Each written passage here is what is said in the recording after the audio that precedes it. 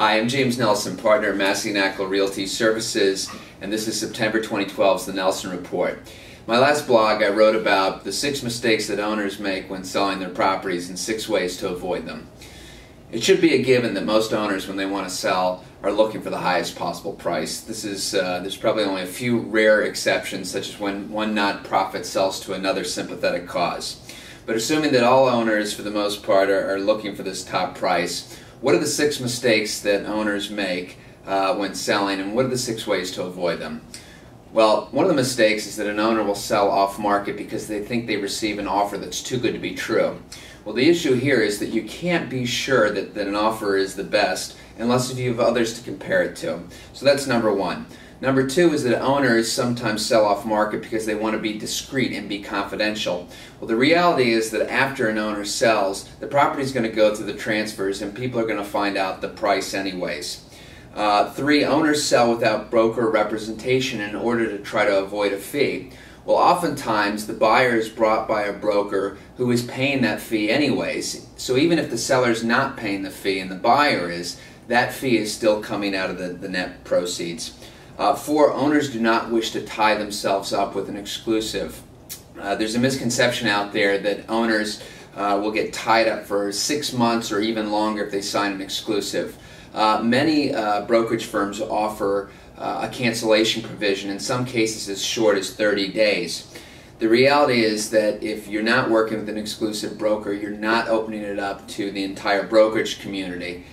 Which is certainly a pitfall if you're looking to get the information out to as wide of a buyer pool. The other mistake that often sellers make is they offer a discounted brokerage fee. If the fee is not a sufficient level, cooperating brokers will not be given the incentive to bring buyers to the table. So owners should really look at the fee as a way to net more proceeds and as an investment as opposed to an expense. Finally, 6, sellers can align themselves with non-cooperating brokers. So they'll hire a brokerage firm, but that brokerage firm will not share the information, or once again they will ask the buyer to get the broker to be compensated by their buyer. This does not give an incentive, so an exclusive broker should be willing to share the fee with the other brokers day one on a 50-50 basis.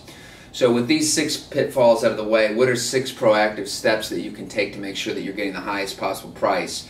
The first thing is that you want to make sure and engage a broker who's going to proactively market the property and cooperate with the entire brokerage community.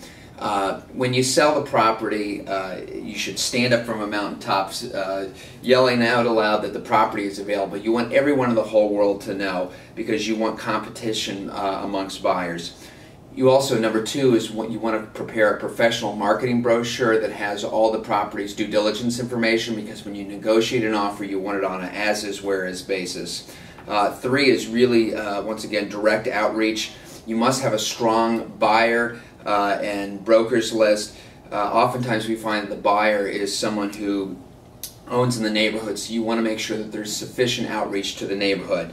4 is that the broker's marketing campaign should also be proactively reaching out to the buyers directly. Unfortunately, in this day and age, a lot of emails end up in the spam box, so there's no substitute for direct outreach, picking up the phone, and meeting with potential buyers.